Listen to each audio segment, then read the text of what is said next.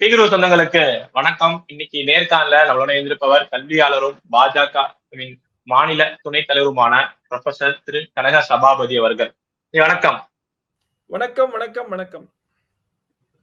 அண்மையில பார்த்திருப்போம், பராக் அப்படிங்கிற ஒரு நிறுவனம், ஆய்வு நிறுவனம் எந்த அளவுக்கு கல்வி சொல்லி கொடுக்கறது மாணவர்களே சென்றடையுது, அவங்க எந்த மாதிரியான திறன்ல இருக்காங்க அப்படின்னு சொல்லிட்டு ஒரு ஆய்வு எடுத்திருக்காங்க. அந்த ஆய்வு முடிவுகளும் வெளில வந்திருக்கு.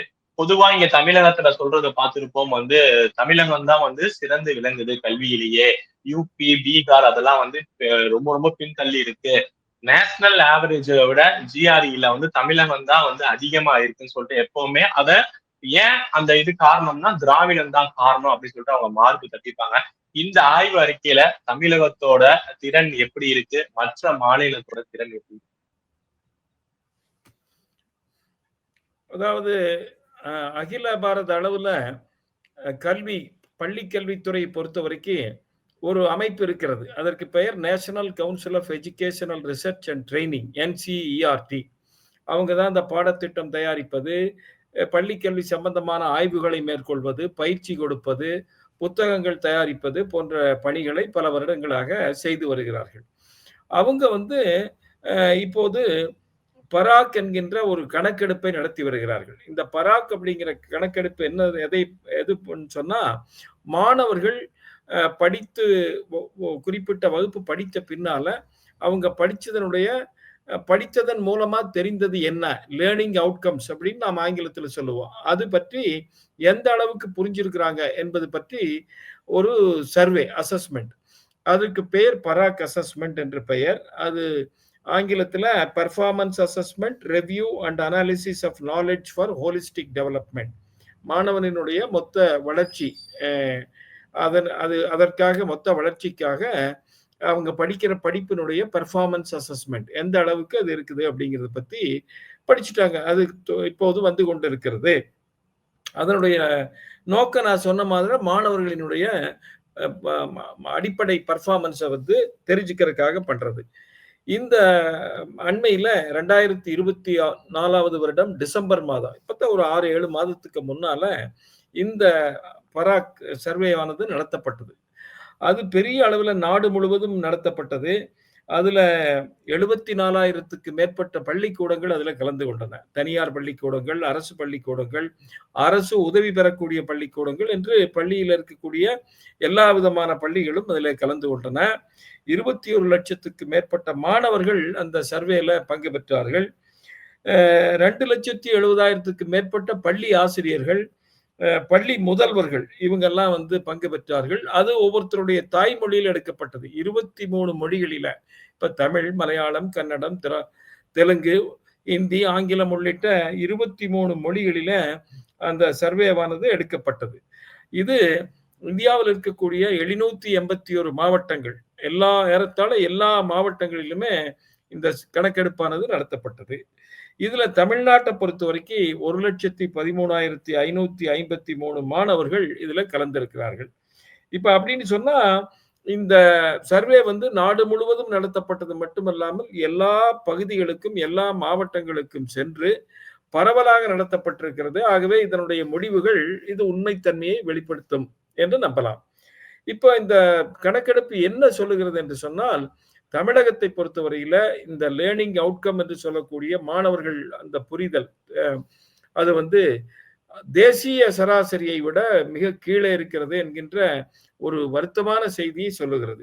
இது குறித்து, அதாவது தமிழ்நாட்டில் கல்வித்துறை என்பது சீரழிந்து விட்டது என்பது குறித்து நாம சில பேர் தொடர்ந்து இந்த கவலையை தெரிவித்து வருகிறோம். தொடர்ந்து இப்படித்தான் வருது. ஆசர் ரிப்போர்ட்னு ஆசர் அறிக்கை வருகிறது. அந்த ஆசர் அறிக்கையும் தொடர்ந்து சொல்லிக்கொண்டே இருக்கிறது, எப்படி தமிழ்நாடு மற்ற மாநிலங்களை விட பின்தங்கி போகிறது என்று சொல்லிக் கொண்டிருக்கிறது. நான் பல சமயம் சொல்லி இருக்கிறேன், இந்த லிட்ரஸி ரேட்டே கூட, படித்தவர்களினுடைய விகிதாச்சாரமே கூட நாம அகில இந்திய அளவுல 13வது 14வது இடத்துல இருக்கிற, 10க்கு கீழே போயிட்ட பல வருஷம் ஆயிப்போச்சு. ஆகவே கல்வித்துறையில நாம மிக மோசமாக இருக்கிறோம். இந்த அறிக்கையானது அந்த மோசமாக இருக்கிறது மிகவும் கீழே நாம போயிட்டோம்ங்கிறத வெளிப்படுத்துவதாக இருக்கிறது. ஆகவே இந்த திராவிட மாடல் ஆட்சி சொல்ற மாதிரி கல்வித்துறை இல்லை. இப்ப நீங்க சென்ற வருடத்துக்கோடு ஒப்பிடும் போதே இந்த வருடம் மிக குறைவாக இருக்கிறது. அதுல நாம சில விஷயங்கள் எடுத்துட்டோம்னா நமக்கு புரியும். உதாரணமா, இப்ப அதுல வெவ்வேறு விதமாக அந்த அ கணக்கெடுப்பு சர்வேக்கள வெவ்வேறு விதமாக வகைப்படுத்தி இருக்கிறார்கள். இந்த கணக்கெடுப்பு நான் முன்னால சொன்ன மாதிரி 3 வகுப்பு மாணவர்களுக்கு எடுக்கப்பட்டிருக்கிறது. ஒண்ணு வந்து கிரேட் 3 3வது வகுப்பு. அ அந்த மாணவர்களுக்கு அதை வந்து நம்ம ஃபவுண்டேஷனல் ஸ்டேஜ் அப்படின்னு சொல்றோம். அஸ்திவாரம் போடக்கூடிய அந்த ஸ்டேஜ். 2வது வந்து 6ஆம் வகுப்பு முடிச்சவங்கள அ பார்த்து கணக்கெடுப்பு எடுத்திருக்கிறாங்க. இது வந்து பிரிப்பரேட்டரி ஸ்டேஜ். மாணவர்களை தயார் செய்யக்கூடிய நிலைமை. 3வது 9ஆம் வகுப்பு முடிச்சவங்கள பார்க்கிறது. அது வந்து அ மிடில் ஸ்டேஜ் அப்படின்னு சொல்றோம் நாம. நடு நடு ஸ்டேஜ்ல நிலைமையில இருக்கிறோம். ஆகவே இது 3ஆம் வகுப்பு, 6ஆம் வகுப்பு, 9ஆம் வகுப்பு அந்த பள்ளி மாணவர்களிடத்துல இந்த கணக்கெடுப்பானது எடுக்கப்பட்டிருக்கிறது. அதுலயும் பாடங்கள் பார்த்தீங்கன்னா, ஆரம்பத்துல அந்த அடிப்படை அறிவு எந்த அளவுக்கு இருக்குதுங்கிறத கேட்டிருக்குது. 6ஆம் வகுப்பு பொறுத்தவரைக்கும் அடிப்படை அறிவு போக, படிப்பு ரீடிங் படிக்கிறது போக, கணக்கு, அறிவியல் இது கேட்டிருக்குது. 9ஆம் வகுப்புல இன்னும் சில ஒரு பாடங்கள், அதாவது சோசியல் சயின்சஸ், சமூக அறிவியல் நாம சொல்றோம் இல்லையா? அது வந்து பொருளாதாரம், வரலாறு, சிவிக்ஸ் இந்த மாதிரி படிப்புகளை உள்ளடக்கியது. ஆகவே அவங்க படிச்சது எல்லாமே அதுல வருது. ஆகவே இந்த கணக்கெடுப்பை பொறுத்தவரைக்கும் இது முழுமையாக நடத்தப்பட்ட கணக்கெடுப்பு. ஏதோ பேருக்காக நடத்தினது இல்லை. ஏன்னா இது அரசாங்கமே இதை வந்து நடத்தி இருக்கிறது. இதுல நமக்கு தெரிஞ்சுக்க வேண்டிய முதல் விஷயம் வந்து, நாம வந்து தேசிய அது சராசரியை விட எல்லா நிலைகளிலும் 3ஆம் வகுப்புல எடுத்ததும் சரி, 6ஆம் வகுப்புல எடுத்ததும் சரி, 9ஆம் வகுப்புல எடுத்ததும் சரி, 3 நிலைகளிலும் எல்லா பாடங்களிலும், எல்லா பாடமும் ஒரு பாடம் தவறாம எல்லா பாடங்களிலும் தேசிய சராசரியை விட நம்முடைய மாணவர்களினுடைய பெர்ஃபார்மன்ஸ் வந்து குறைந்திருக்கிறது என்கின்ற மிக வருத்தமான செய்தியை இந்த அறிக்கையானது சுட்டிக்காட்டுகிறது. அது மட்டுமல்ல, இப்ப நம்ம தமிழ்நாட்டு அரசியல்வாதிகள், குறிப்பா திமுக காரர் சொல்லுவாங்க, இந்த மாதிரி பீகாரை பாருங்க, ஒரு முன்னேற்றம் இல்லாத மாநிலம், உத்தரப்பிரதேசத்தை பாருங்க, மத்திய பிரதேசத்தை பாருங்க அப்படின்னு சொல்லுவாங்க. நீங்க இந்த 3 மாநிலங்கள் நம்மை விட நன்றாக இருப்பது மட்டுமல்லாமல் தேசிய சராசரியை விட அவங்க மேல போயிட்டாங்க. ஏன்னா அவங்க கடந்த 4-5 வருஷங்களாக இந்த முயற்சிகளை செய்து கொண்டிருப்பதனால, அதுக்கு தேவையான நடவடிக்கைகள் எடுத்ததனால, நம்ம மாணவர்களினுடைய அந்த செயல்பாடுகளை விட அந்த மாநிலங்களினுடைய செயல்பாடுகள் மிக அதிகமாக இருக்கின்றன. உண்மையில் இப்போ பார்த்தோம்னு சொன்னா, முதல் நிலையில இருக்கக்கூடிய மாநிலங்கள்ல, அதாவது அந்த மாநில அளவுகோலை வச்சு பார்த்தா, அவங்க பெர்ஃபார்மன்ஸ் வச்சு பார்த்தா, எந்த மாநிலம் மிக வேகமாக முன்னேறியதாக இருக்கிறது, எந்தெந்த மாநிலங்கள்னு பார்த்தா, பஞ்சாப், ஹிமாச்சல பிரதேசம், நமக்கு தெரிஞ்ச மாதிரி கேரளா, உத்தரப்பிரதேசம், மத்திய பிரதேசம். இவங்க தான் பெர்ஃபார்மன்ஸ் வந்து அவங்களுடைய பீக் லெவல், அவங்களுடைய வரலாற்றிலேயே சுதந்திர இந்தியாவில் அவங்களுடைய பெர்ஃபார்மன்ஸ்ல பீக் லெவல்ல இருக்கிறாங்க. நான் முன்னால சொன்ன மாதிரி இந்த விவரங்களை அவங்க வந்து வெவ்வேறு விதமாக கணக்கு போட்டிருக்கிறாங்க. இப்போ இந்தியாவிலேயே இருக்கக்கூடிய முதல் 100 மாவட்டங்கள் என்ன? ஏன்னா அவங்க 781 மாவட்டங்கள்ல இந்த கணக்கெடுப்பு நடந்திருக்கிறது. முதல் 100 மாவட்டங்கள் எவை? பின்தங்கிய 100 மாவட்டங்கள் எவை அப்படின்னு பார்த்ததுன்னா, நாம எதுலையுமே எந்த பாடத்திலையுமே எந்த வகுப்பிலையுமே முதல் 100 மாவட்டங்கள்ல வரவே இல்லை. எந்த பாடத்திலையும் வரல, எந்த வகுப்புகள்லையும் வரல. ஆனா பின்தங்கிய மாவட்டங்கள்ல நாம இருக்கிறோம்.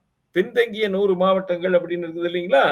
அதுல வந்து நாம பெரும்பாலான பல மாவட்டங்கள் இதுல வந்து இருக்கிறது. உதாரணமாக நீங்க 3ஆம் வகுப்புல லோ பெர்ஃபார்மன்ஸ் அப்படின்னு பார்த்ததுன்னா, ராணிப்பேட்டை, ராமநாதபுரம் மாவட்டங்கள். இது பிலோ 100 கூட இல்ல, 50 மிக மோசமான மாவட்டங்கள் இந்தியாவிலேயே பார்த்ததுன்னு சொன்னா, அதுல நாம இருக்கிறோம். அது 3ஆம் வகுப்புல பார்த்தோம்னு சொன்னா ராணிப்பேட்டை, ராமநாதபுரம் மாவட்டம். 6ஆம் வகுப்புல பார்த்தா திருப்பத்தூர், வெள்ளூர், ராமநாதபுரம். 9ஆம் வகுப்புல பார்த்தா அதிகம் கடலூர், திருப்பத்தூர், திருவண்ணாமலை, நாகப்பட்டினம், அரியலூர் இதெல்லாம் பின்தங்கி இருக்கிறது. ஆகவே நம்ம மேல எதுலையுமே இல்லை. டாப் 50, டாப் 100 இல்ல. ஆனா பிலோ 50, பாட்டம் 50 அதுல வந்து நாம ரொம்ப கீழ் நிலைமையில இருக்கிறோம்ங்கிறது வருத்தம். நீங்க சொல்ற மாதிரி போன தடவையோட இந்த தடவை வந்து கம்மியா இருக்காங்க அப்படிங்கிறப்ப இது கல்வித்துறை அமைச்சருக்கு தெரிய வந்திருக்கா? ஏன்னா ஏசர் ரிப்போர்ட்டை வந்து அவங்க உடனே வந்து நிராகரிச்சாங்கன்னா வெறும் 2000 பேரு 3000 பேரு இல்லைன்னா, ஆனா இந்த இது நீங்க லார்ஜ் நம்பர் சொல்றீங்க. மாவட்ட ரீதியா நிறைய எடுத்திருக்கதாவும் சொல்றப்ப கல்வித்துறை அமைச்சர் இதை பத்தி ஏதாவது சொல்லியிருக்காரா? ஏன் தொடர்ந்து இந்த பின்னடைவுக்கான காரணம் என்ன? இல்ல, கல்வித்துறை அமைச்சர்கள் அவங்க வந்து ஒரு கனவுலகத்துல வாழ்ந்துட்டு இருக்கிறாங்க. நீங்க முதல்ல ஆரம்பத்துல சொன்ன மாதிரி நம்ம தமிழ்நாட்டுல வந்து கல்வி நிறுவனங்களினுடைய எண்ணிக்கை அதிகம் என்பது உண்மை. கல்லூரிகளாகட்டும், பள்ளிக்கூடங்களாகட்டும் அதிகமாக இருக்கின்றன. அதனால பள்ளிக்கூடங்கள்ல, கல்லூரிகள்ல அதிகமாக சேர்ந்து படிப்பவர்கள் என்ரோல்மென்ட் என்பது அதிகமாக இருக்கிறது என்பதும் உண்மை. அதற்கு காரணம் வந்து இவங்க திராவிட மாடல் கிடையாது. அதற்கான பின்னணி நிறைய இருக்குது. பெருந்தலைவர் காமராஜர் ஐயா காலத்தில் அதற்கான அடித்தளம் எல்லாம் போடப்பட்டது. தனியார் நிறுவனங்கள் இங்கே பெரிய பங்காற்றி இருக்கின்றன நம்ம மாநிலத்தினுடைய பல பகுதியில். அதனால எண்ணிக்கை அதிகமாக இருக்கிறது. ஆனா அவர்களுடைய குவாலிட்டி தரம் எப்படி இருக்குதுன்னு சொன்னா தரம் மிக மிக மோசமாக இருக்கிறது. இதைத்தான் நாம சுட்டி காட்டிட்டு வர்றோம். பள்ளி கல்வித்துறை அமைச்சர் அதை பத்தி கவலைப்பட்டுக்கிறதாக இல்லை. அவர் ஏதோ துணை முதலமைச்சரினுடைய ரசிகர் மன்ற தலைவர் மாதிரி அவர் பண்ணிட்டு இருக்கிறதாக பல செய்திகள் எல்லாம் வருது. நமக்கு தெரியும் இந்த பள்ளிக்கூடங்களினுடைய இன்ஃப்ராஸ்ட்ரக்சர் கட்டமைப்பு கூட இப்படி மோசமா இருக்குதுன்னு பல இடங்கள்ல கட்டி உடனே இழிந்து விழுந்து கொண்டிருக்கிறது. தரமான வகுப்பறைகளே இல்லாத பள்ளிக்கூடங்கள் எல்லாம் இருக்குது. நாம வந்து பார்க்கிறோம். அவருடைய சொந்த மாவட்டத்துல திருச்சியில மாணவர்கள் வந்து மரத்தடியில் உட்கார்ந்து போதிய கட்டமைப்பு வசதி இல்லாதனால படிச்சுட்டு இருந்ததான போட்டோக்கள் எல்லாம் வந்தது. இப்போ இதுல 1-2 விஷயத்தை சொல்ற பாருங்க, நம்ம எப்படி இந்த அளவுக்கு மோசமா இருக்கிறோம் அப்படின்ட்டு. இப்போ தமிழ்நாடு முதல்ல தேசிய சராசரியை விட எப்படி இருக்கிறதுன்னு பார்க்கிறோம். இப்போ நீங்க ஃபவுண்டேஷன் ஸ்டேஜ்,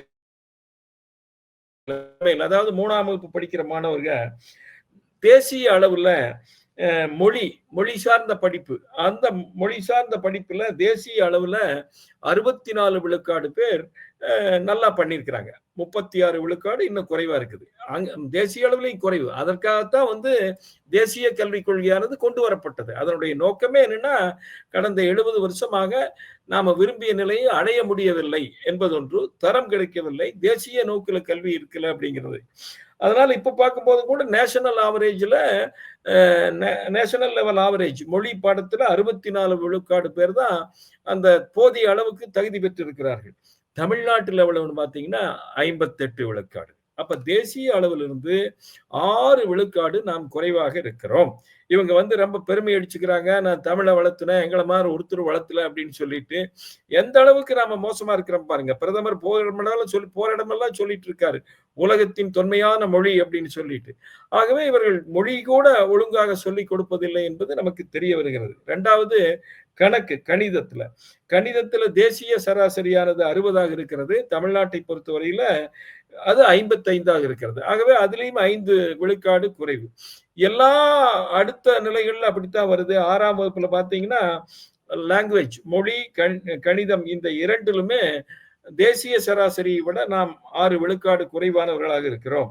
அதை விட மோசம் என்னன்னா 9ஆம் வகுப்புல எல்லா பாடத்திலையும் மொழி, கணக்கு, அறிவியல், சோசியல் சயின்ஸ் எல்லா பாடங்களிலுமே தேசிய சராசரியை விட நம்முடைய தமிழ்நாடு மாணவர்களினுடைய அந்த விகிதாச்சாரமானது குறைவாக இருக்கிறது என்பதுதான் நமக்கு இப்போது வெளிப்படையாக தெரிகிறது. இது மிக வருத்தத்துக்குரிய சூழ்நிலை.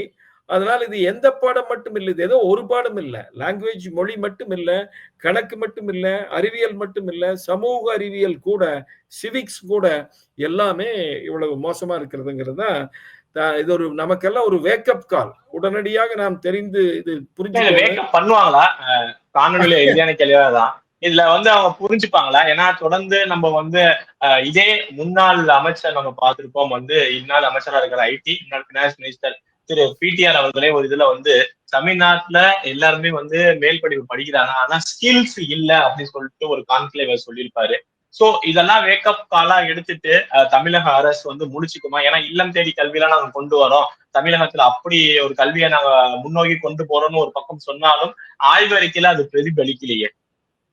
இல்ல, அது குறித்து நான் பின்னாலே கூட குறிப்பிடுறேங்க. இப்ப நீங்க நல்லா சொன்னீங்க.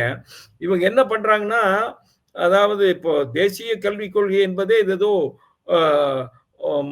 ஆளுகின்ற பாஜக அரசு தன்னுடைய நலனுக்காக கொண்டு வந்ததில்லை. இது வந்து கல்வியாளர்களை எல்லாம் கலந்து இந்தியாவிலேயே இதுவரைக்கும் செய்யாத அளவுக்கு பெரிய சர்வேக்களை எல்லாம் நடத்தி பல பேர் உட்கார்ந்து கொண்டு வந்த திட்டம் தான் அது. அனைவருக்கும் பொதுவான திட்டம். அதுல மாநிலங்களுக்கு உரிமை இருக்குது. ஆனா இவங்க வந்து அதை முழுதும் ஏத்துக்கவே இல்லை. நீங்க சொன்ன மாதிரி இல்லம் தேடி கல்வி எல்லாம் எண்ணும் எழுத்தும்னு கொண்டு வந்தாங்க. இந்த நியூமரசி லிட்ரஸிக்காக எழுத்துக்களையும் எண்களையும் அடிப்படை அறிவு வேணுங்கிறதுக்காக. அப்புறம் நான் முதல்வன் அப்படின்னு சொல்லிட்டு இந்த ஸ்கில் டெவலப்மெண்ட்டுக்காக இவங்க கொண்டு வந்தாங்க. இது நீங்க பார்த்தீங்கன்னு சொன்னா இதுல எல்லாமே நாம ஃபெயிலியர் ஆயிருக்கிறோம். நான் அதற்கான புள்ளி விவரமே இதுல இருக்குது. அது பத்தி நான் வந்து அவசியம் அது சொல்ல போறேன். இப்போ இதுல எந்த அளவுக்கு இந்த மற்ற மாநிலங்கள் இவங்க வழக்கமா திருப்பி திருப்பி சொல்லக்கூடிய மாநிலங்கள் பண்ணியிருக்குதுன்னு பாத்தீங்கன்னா அவங்க எல்லாம் அசாத்தியமான வளர்ச்சிங்க. உத்தரப்பிரதேசம், மத்திய பிரதேசம், பீகார் இந்த 3 மாநிலங்களுமே நாம வந்து முதல்ல பீமாறு ஸ்டேட்னு சொல்லுவோம். அதுல இந்த 3 மாநிலங்களுமே தேசிய சராசரியை விட வேகமா நல்லா அவங்களுடைய பெர்ஃபார்மன்ஸ் ஸ்கோர் வந்து அதிகமா இருக்குது. காரணம் அவங்க இந்த கடந்த 4-5 வருஷத்துல எடுத்த முயற்சி ஒரு மிக முக்கியமான காரணம். இவங்க வந்து தேசிய கல்விக் கொள்கை பிடிக்கல அப்படின்னு சொல்லிட்டு இவங்க பேர்ல இவங்களாக செஞ்சதாக செய்யணும்ட்டு இந்த எண்ணும் எழுத்தும் இந்த மாதிரி நான் முதல்வன் திட்டம் எல்லாம் கொண்டு வந்தாங்க. இது ஃபெயிலியர். அதே சமயத்துல நம்ம பார்த்த இன்னொன்னு கூட இந்த அறிக்கையில தெரியுதுங்க, இந்த சர்வேல. அதாவது கேரளா வந்து இந்த தேசிய கல்விக் கொள்கையில சில பிரிவுகள் குறித்து அவர்களுக்கும் மாற்று கருத்து இருக்கிறது. ஆனாலும் கூட அவர்கள் இந்த தேசிய கல்வி கொள்கையினுடைய பெரும்பாலான கருத்துக்களை திட்டங்களை ஏற்றுக்கொண்டு அதை செயல்படுத்தி வருகிறார்கள். அதனால அவங்க வந்து அதுல பலன் அடைஞ்சிட்டு இருக்கிறாங்க. இவங்க வெறும் அரசியல் பேசிட்டு இந்த திட்டங்களை எதுவும் அமல்படுத்துறதுனால இதுல நாம தோல்வி அடைந்து வருகிறோம். இதுல இந்த இடைவெளி கம்பீட்டன்சி கேப்னு சொல்லுவாங்க. இந்த இடைவெளிங்கிறது வந்து மிக அதிகமாக இருக்கிறது. இப்போ இந்த ஃபவுண்டேஷனல் லெவல்ல 3ஆம் வகுப்புல பாருங்க 50% குறைந்த மாணவர்களுக்கு மட்டுமே படிப்பதற்கு எல்லாம் எழுத்து கூட்டி வேகமா படிக்கிறது எண்கள் சம்பந்தமானது கூட்டல், கழித்தல், பெருக்கல், வகுத்தல் இது வந்து 50% குறைந்த மாணவர்களுக்கு மட்டுமே தெரிந்திருக்கிறது என்று இந்த அறிக்கை சொல்லுகிறது. less than 50%. இது அடிப்படை விஷயம். இதுதான் இவங்க கொண்டு வந்த எண்ணும் எழுத்தும். நீங்க கேட்டீங்களே இப்போ எண்ணும் எழுத்தும். இந்த எண்ணும் எழுத்து வந்து எங்க சக்சஸ் ஆயிருக்குது? less than 50% தான் வந்திருக்குது. ஆனா அதே சமயத்துல மத்திய அந்த தேசிய கல்விக் கொள்கையினுடைய NEP கடைபிடித்து பீகார், மத்திய பிரதேசம் போன்ற மாநிலங்கள், உத்தரப்பிரதேசம் போன்ற மாநிலங்கள் அதிகமாக செயல்பட்டு இருக்கின்றன. நீங்க பார்த்தா இப்ப நம்மை விட உத்தரப்பிரதேசத்துல மக்கள் தொகை மிக அதிகம், 3 மடங்கு அதிகம், 23-24 கோடி. அவ்வளவு பெரிய மக்கள் தொகையை வைத்துக்கொண்டு அவர்கள் இந்த 4-5 வருட காலத்துல முயற்சி எடுத்து குறிப்பாக இந்த ஃபவுண்டேஷனல் ஸ்டேஜ்ல நம்மை விட மீறி போய்விட்டார்கள் என்பது உண்மை. இதுல இன்னொன்று வருது பாருங்க, யூபி, மத்திய பிரதேஷ் ஸ்டூடெண்ட்ஸ் வந்து இந்த ஃபவுண்டேஷனல் கம்பீட்டன்சில வந்து 60% மேல அவர்கள் மாணவர்கள் அதுல தேர்ச்சி பெற்றிருக்கிறார்கள். நாம 50 விழுக்காட்டுக்கு கீழே.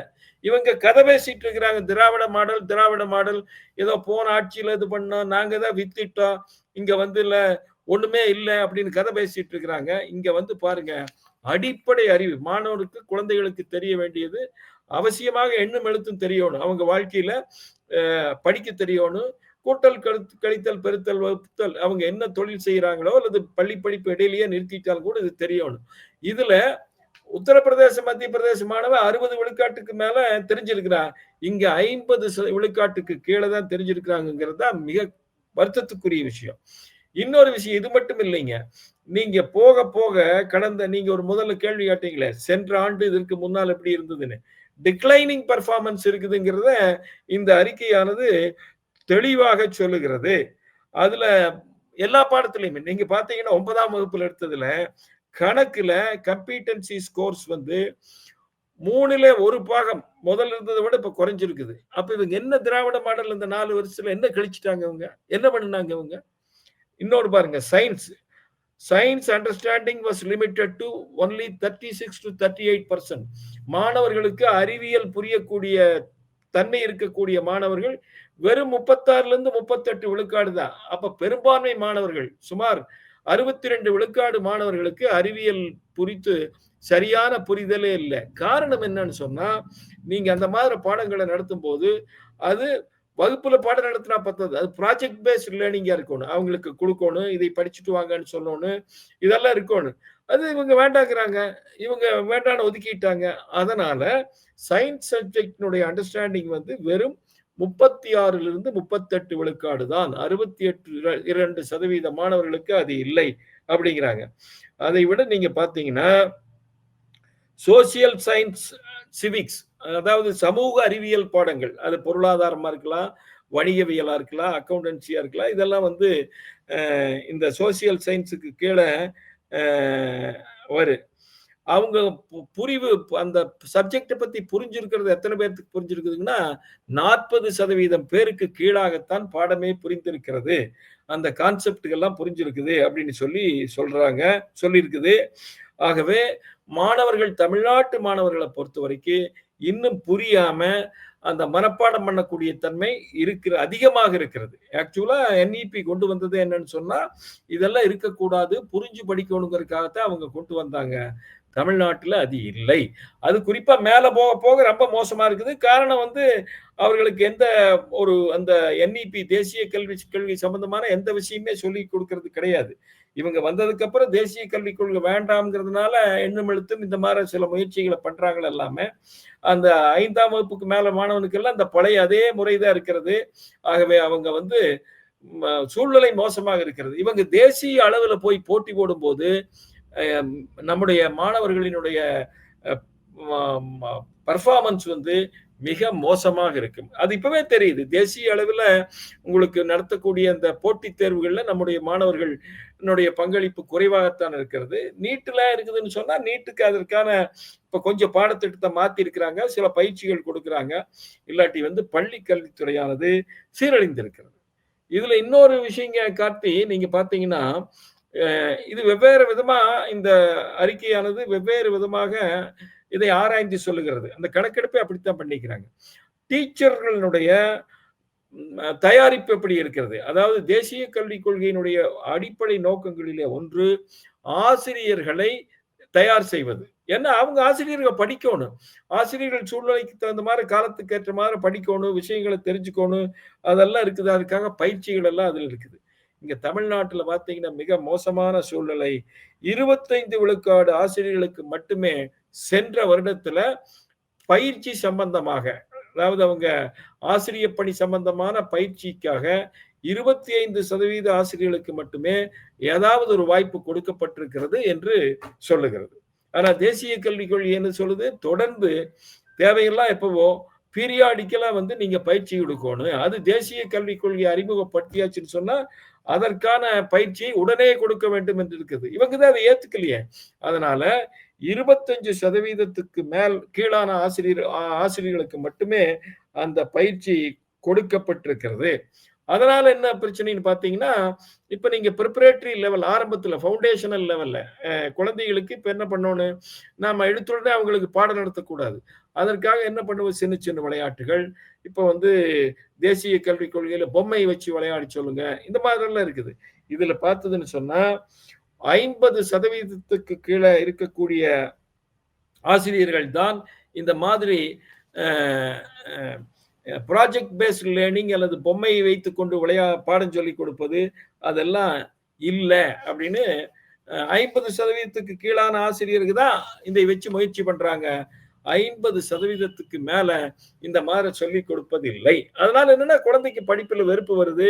இவங்க எடுத்த உடனே பாடம் நடத்துறதெல்லாம் குழந்தைகளுக்கு செய்யக்கூடாது. அது இங்க இல்லை. அதே மாதிரி இவங்க சொல்றாங்க, கணினி துறையில நாங்க பெரிய வேலை பண்ணிட்டோம், அங்க இருக்குது இங்க இருக்குது. எங்களது வந்து இந்த கோயம்புத்தூர், சென்னை போன்ற இடங்கள்ல எல்லாம் வந்து நிறுவனங்கள் போடுறாங்க. அதெல்லாம் உண்மைதான். அதற்கு காரணம் இங்க வந்து படித்த இளைஞர்கள் கம்ப்யூட்டர் துறையில் இருக்கிறது. ஆனா குழந்தைகளுக்கு சின்ன வயசுல இருந்து நீங்க எவ்வளவு சொல்லி கொடுக்குறீங்க அப்படின்னு பார்த்தா மிக குறைவு. ஏன்னா அந்த எஜுகேஷனல் பாலிசியினுடைய காம்பனன்ட் முக்கியமானதுல ஒண்ணு ICT paste learning, information and communication technology. இதுல பாத்தீங்கன்னா மிக வருத்தத்துக்குரிய சூழ்நிலை என்னன்னா, நம்ம பள்ளிகள்ல கொடுக்கக்கூடிய பயிற்சி, இந்த கணினி சம்பந்தமான பயிற்சி மத்திய பிரதேஷ் பீகாரை விட கீழே இருக்குது அப்படின்னு சொல்லியிருக்கிறாங்க. மத்திய பிரதேஷ் பீகாரை விட கீழே இருக்குது. ICT based training participation was below par compared to even Madhya Pradesh and Bihar. இதுதான் சூழ்நிலை. இது இவங்க தெரிஞ்சுக்கணும். இன்னொரு மிக வருத்தத்துக்குரிய சூழ்நிலை என்னன்னா கார்த்தி, நீங்க பாத்தீங்கன்னா கடந்த 10 வருஷமாவே நம்ம குறிப்பாக மத்திய அரசு இன்க்ளூசிவ் எஜுகேஷன் சொல்லி வருது. இவங்க சும்மா கலாட்டா பண்ணிட்டு இருக்கிறாங்க, சமூக நீதி சமூக நீதினு. எந்த சமூக நீதியும் கிடையாது. சமூக நீதியினுடைய ஒரு அடிப்படை அங்கம் என்னன்னு சொன்னா, குறைபாடு உள்ளவர்கள், உடல் குறைபாடு உள்ளவர்கள், நாம சொல்லுவோம் இல்லையா, ஸ்பெஷல் சில்ட்ரன், அவங்களுக்கு நாம போதிய வசதி ஏற்படுத்தி கொடுக்க வேண்டும், அவங்க படிக்கிறதுக்கு பண்ணணுங்கிறது. இன்ஃபேக்ட் இந்த தேசிய கல்விக் கொள்கையினுடைய ஒரு அடிப்படை அங்கமே என்னன்னு சொன்னா, ஒவ்வொரு மாவட்டத்திலும் இந்த ஸ்பெஷல் சில்ட்ரன் எந்த மாதிரி குறைபாடு இருந்தாலும் கூட அவங்க அந்த மாவட்டத்தை விட்டு வெளியில போகாம உள்ளேயே இருந்து படிக்கிறதுக்கான சூழ்நிலையை ஏற்படுத்தி கொடுக்கணுங்கிறது. ஆனா இவங்க அடிப்படையா செய்யக்கூடிய அந்த வசதிகளை கூட செய்யல அப்படின்னு இந்த அறிக்கையானது சுட்டி காட்டுகிறது. 28% விழுக்காடு தமிழ்நாடு பள்ளிகளே இந்த சிறப்பு தேவை இருக்கக்கூடிய குழந்தைகள், குறைபாடு இருக்கக்கூடிய குழந்தைகளுக்கு லேர்னிங் மெட்டீரியல் வச்சிருக்கிறாங்க அப்படின்னு. அவர்களுக்கு என்று தனிப்பட்ட அந்த கருவிகள் எல்லாம் தேவை, உபகரணங்கள் தேவை.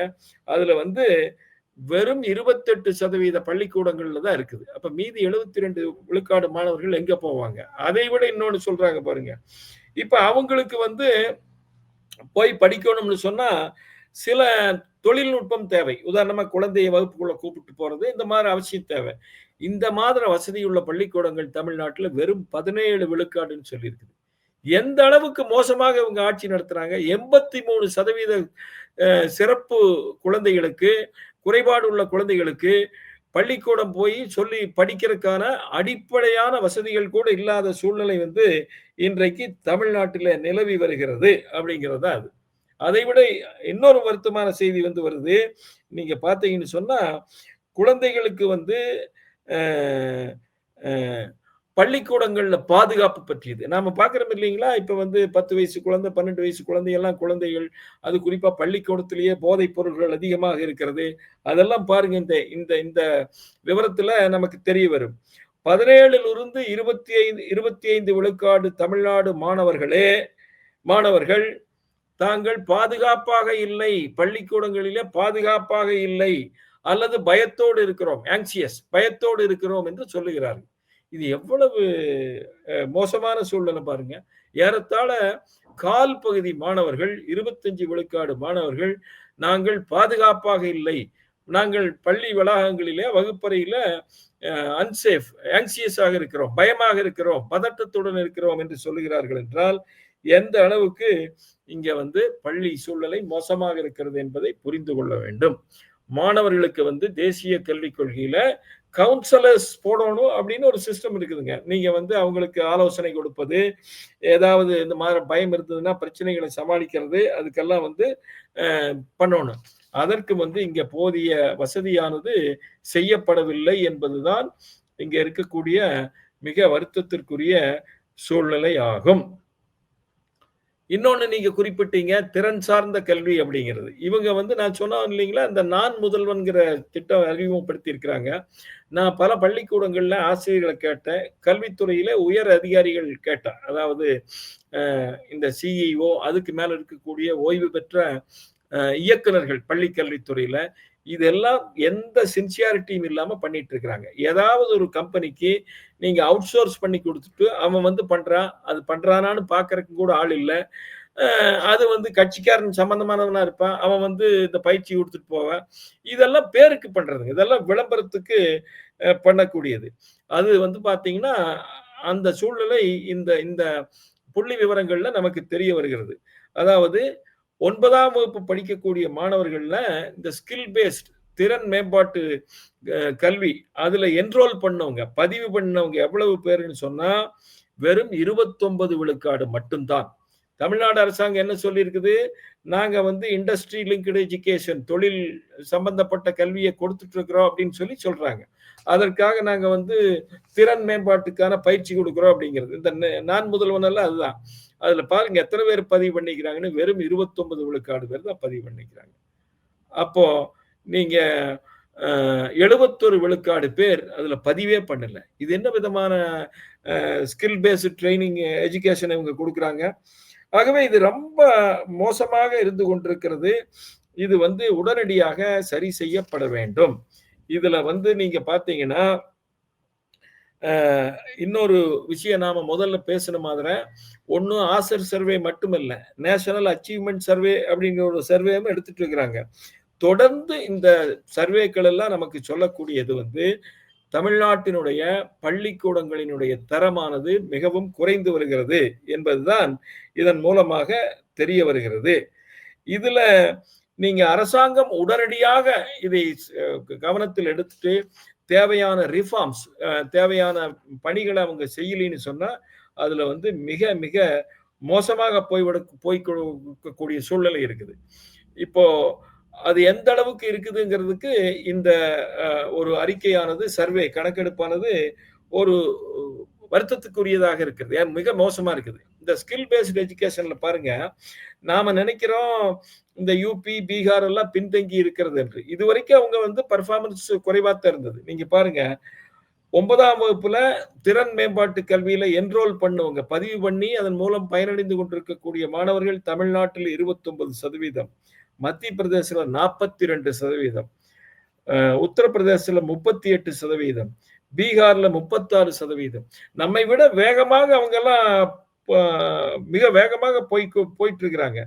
இந்த பாருங்க, இன்னொரு ரொம்ப மோசமான செய்தி ஒன்று இருக்குது பாருங்க. Teacher training participation.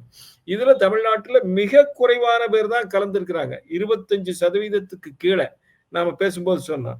நீங்க மற்ற மாநிலங்கள்ல பாருங்க. உத்தரப்பிரதேசத்துல 53 விழுக்காடு பேருக்கு ஆசிரியர் பயிற்சி கொடுக்கப்பட்டு கொண்டு வருகிறது தேசிய கல்விக் கொள்கை மூலமாக. 56 விழுக்காடு பேர் போன வருஷம் பயிற்சி பெற்றிருக்கிறாங்க. மத்திய பிரதேசத்துல 60 விழுக்காடு பேர் பண்ணியிருக்கிறாங்க. தமிழ்நாட்டுல வந்து நீங்க உத்தரப்பிரதேசத்தை விட பாதிக்கும் குறைவான ஆசிரியர்கள் தான் பயிற்சி பெற்றிருக்கிறார்கள். இது எங்க போயிட்டு இருக்குதுங்க இந்த மாநிலம்? நீங்க இந்த 4 மாநிலத்தை கம்பேர் பண்ணி பார்த்தாலே நமக்கு விஷயம் புரியும். ஏன்னா அந்த 4 தான் இவங்க மோசம்னு சொல்லிட்டு இருக்கிறது. ஊபி, பீகார், மத்திய பிரதேஷ். நீங்க அந்த நான் முன்னால சொன்னேன், மிக மோசமாக இருக்கக்கூடிய மாவட்டங்கள் அதை கணக்கெடுத்ததுல மத்திய பிரதேசத்துல வெறும் 2 மாவட்டம் தான் இருக்குது. உத்தரப்பிரதேசத்திலையும் கூட 3 மாவட்டம், பீகார்ல 3 மாவட்டம், ஆனா தமிழ்நாட்டுல 5 மாவட்டம் இருக்கிறது. ஆகவே இந்த திராவிட மாடல் கல்வி என்பது முற்றிலும் தோற்று போய்விட்டது. இது அரசியலுக்காக வந்து இவங்க செஞ்சிட்டு இருக்கிறாங்க. இதை சரி செய்வதற்கு எந்த நடவடிக்கையும் எடுப்பதில்லை. இந்த பள்ளி கல்வித்துறை அமைச்சர் வந்து ஒரு ஒரு அதற்கான கவனத்தை கொடுத்து எந்த நடவடிக்கையை எடுத்ததாக தெரியவில்லை. பணம் ஒதுக்குறாங்க, செலவு பண்றாங்க. ஆனா இன்னுமே கூட கட்டமைப்பு வசதிகளையே ஏற்படுத்தாமல் இருக்கிறார்கள். உங்களுக்கு தெரியும், இந்த ஒரு வாரமா ஒரு பிரச்சனை ஓடிட்டு இருக்குது. பள்ளிக்கூடங்கள்ல போய் இவங்க பிரச்சாரம் பண்ணிட்டு இருக்கிறாங்க. பள்ளிக்கூட மாணவர்களை வெளியில கூப்பிட்டு இன்னொரு அரங்கத்துல, அதே கார்பரேஷன் அரங்கத்திலேயே வைக்கிறாங்க இவங்க ஆட்சியில் இருக்கிறதுனால. அங்க போய் நீங்க திமுகவில் சேர்றதுக்கு என்ன பண்ணணும், இந்த ஓரணியில் திரள்வோம்க்கெல்லாம் அதை வச்சு பண்ணிட்டு இருக்கிறாங்க. ஆக பள்ளிக்கூடங்களை இவங்க அரசியலுக்காக பயன்படுத்தி கொண்டிருக்கிறார்களே இல்லாமல் இது வந்து முன்னேற்றத்திற்காக பயன்படுத்துவதில்லை. எந்த பள்ளித்துறையுமே கல்வித்துறையுமே ஏதாவது தவறுகள் இருந்தா அது காலத்துக்கு தகுந்த மாதிரி, தேவைக்கு தகுந்த மாதிரி மாத்திக்கணும். ஆனா இது பற்றி அவர்கள் கவலைப்படுவதில்லை. ஆகவே தமிழக இளைஞர்களினுடைய எதிர்காலம் வந்து வீணாக்கப்பட்டு கொண்டிருக்கிறது. அவர்களுடைய எதிர்காலம் வந்து மிகவும் வருத்தத்துக்குரிய சூழ்நிலையில் இருக்குது. எனக்கெல்லாம் உண்மையிலேயே பயமா இருக்குதுங்க. நீங்க இன்னொரு 5 வருஷம் போயிடுதுன்னா, 10 வருஷம் போயிடுதுன்னா, தமிழ்நாட்டு மாணவன் மற்ற மாநில மாணவர்களோடு போட்டி போட இயலாத சூழ்நிலையை இவங்களே உருவாக்கிடுவாங்க. அதை மீறி சில மாணவர்கள் இப்ப படிச்சுட்டு இருக்கிறாங்க. அதற்கு காரணம் குடும்பம், இந்த மாதிரி சூழ்நிலைகளை வச்சு. பட் சாதாரண ஏழை குடும்ப மாணவன், சாதாரண குடும்பத்தை சேர்ந்த மாணவனுக்கு நீங்க என்ன பண்றீங்க? கல்விங்கிறது அடிப்படை உரிமை. தரமான கல்வி என்பது அடிப்படை உரிமை. அதுக்கு தான் தேசிய கல்விக் கொள்கை வந்திருக்குது. அது என்ன சொல்லுது? சென்னையில, கோயம்புத்தூர்ல படிக்கிற மாணவனுக்கு மட்டும் தரமான இல்ல. அரியலூர்ல படிக்கிற மாணவன், ஊட்டியில மலை மேல கிராமத்துல படிக்கிற மாணவன், அனைவருக்கும் சமமாக கல்வி கொடுக்க வேண்டும் என்பதற்காகத்தான் இந்த மாதிரி திட்டம் வந்து இதுல தொழில்நுட்பத்தை புகுத்தி நிறைய முயற்சிகளை வந்து அரசாங்கம் மேற்கொண்டிருக்கிறது. இப்ப அதனுடைய பலன்களை முதல்ல கல்வியில பின்தங்கிய இருந்த மாநிலங்களான பீகார், உத்தரப்பிரதேசம் போன்றவை எல்லாம் 4-5 வருஷத்திலேயே பெற்றிருக்கின்றன. ஆனா தமிழ்நாடு தொடர்ந்து கல்வித்துறையில பின்னடைவை செய்து கொண்டிருக்கிறது. காரணம், இங்க முழுக்க முழுக்க அரசியலை செய்கிறார்கள். தேசிய கல்விக் கொள்கை நாடு முழுவதுமான மாணவ மாணவிகளுக்கான கல்விக் கொள்கை அதை ஏற்றுக்கொள்ளவில்லை. அதற்கு மாற்றாக இவங்க சொன்ன எந்த திட்டமே முழுமையாக பலனளிப்பதில்லை. அது பூரா அரசியலுக்காகத்தான் இவங்க செஞ்சிட்டு இருக்கிறாங்க. எனவே கல்வித்துறையினுடைய பள்ளி கல்வித்துறையினுடைய இப்போதைய சூழ்நிலையானது மிகவும் வருத்தத்துக்குரியதாக இருக்கிறது. அரசாங்கம் இதை சரி செய்யாத தெரியல. நம்மை போன்ற பொதுமக்கள், கல்வியாளர்கள், பெற்றோர்கள், இந்த நாம் மாநிலத்தினுடைய நலன் விரும்பக்கூடிய அனைவருமே இதை ஒரு பெரிய விஷயமாக எடுத்து நாம் ஒரு விழிப்புணர்வை ஏற்படுத்த வேண்டும். ஒரு பெரிய விழிப்புணர்வை ஏற்படுத்தலைன்னு சொன்னா தமிழ்நாடு பின்தங்கி போய்விடும் அப்படிங்கிறது தான் இந்த அறிக்கையை படிச்ச பின்னால என்னுடைய கருத்தாக இருக்கிறது. நிச்சயமா நீங்க சொல்றது ரொம்ப அதிர்ச்சியாவும் இருக்கு. ஏன்னா நம்ம மாற்றத்திற்கு இந்த தமிழகம் இப்ப தொடர்ச்சியா பின்னடைவு சந்திச்சுட்டே இருக்காங்க. இதுல கவனம் செலுத்துவா நம்ம தமிழக கல்வித்துறை அமைச்சர் என்று நம்புவோம். இவ்வளவு நேரம் உங்க நேரத்தை நம்ம தரத்துக்கு பயந்தமைக்கு ரொம்ப நன்றி. நல்லதே நடக்கும். வாழ்க வளமுடன். வணக்கம்.